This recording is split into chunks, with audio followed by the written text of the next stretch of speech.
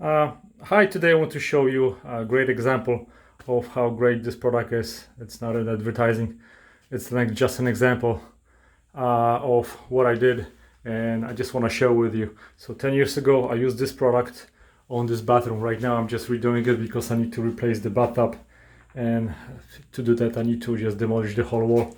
But to the point, this area right here had a previous damage 10 years ago, so I had to replace it with a brand new green board.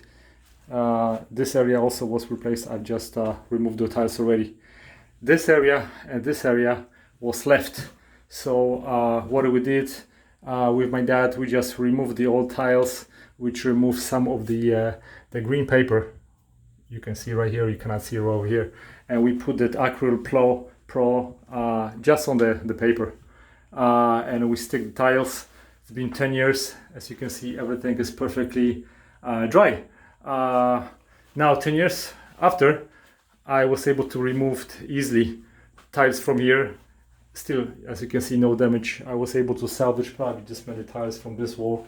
Now I'm getting to the part which had green board replaced, and as you can see, there's leftovers or green paper. That AkrylPro sticks so well to that green paper that I basically cannot salvage any tiles. They just break in half, and for like this section I'll just have to remove entire piece and everything will come in one piece, because it's impossible to remove those tiles from the green paper, green board, and using this product. So for those of you that are thinking about using this product on the green board, well, here's an example.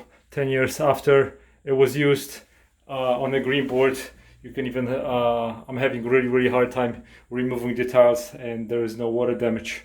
Okay, thanks for watching, guys, and hope I helped you in making decision on what to use in your project. Thanks, bye bye.